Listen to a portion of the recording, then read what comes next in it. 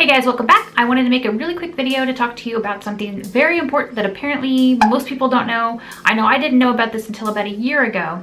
So I want to talk to you about water-based products and silicone-based products.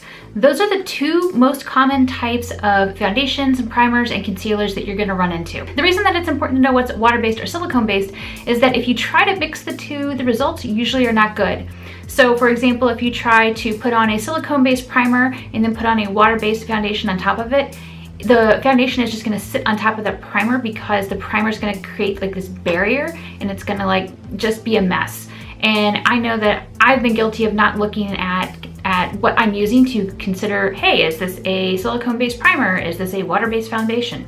So basically you want to look at the first 5 ingredients of the foundation or primer that you're going to be wearing to determine it. And even if you see water listed as the very first ingredient, that does not necessarily mean that it is a water-based formula because water is often used to make something liquidy. So when you're looking at those top 5 ingredients, you see something that's like silicone, another sort of cone or methicone or silazane at the top.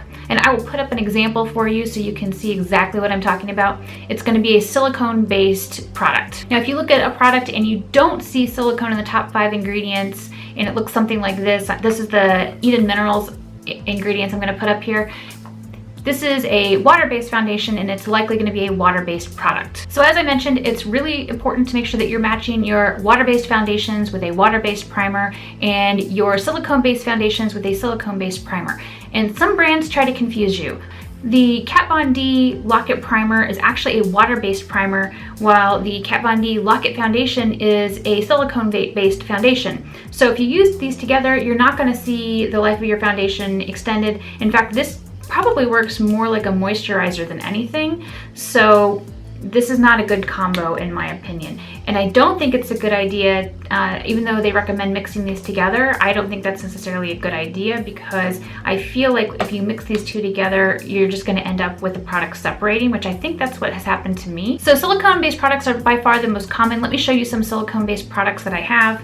The Kat Von D Lock-It Foundation, the Urban Decay All Nighter Foundation, Urban Decay Naked Skin Foundation, the Urban Decay Optical Illusion Primer, Hourglass Veil Mineral Primer, and my favorite concealers, the Kat Von D concealers. These are all silicone-based products. I have very, very few water-based products. The Kat Von D Priming Moisturizer is water-based. The Cover FX Illuminating Primer. The Eden Minerals Illuminating Foundation is water-based. The Cover FX Oil-Free Foundation is water-based. And my Illuminaire Moisturizing Foundation is water-based.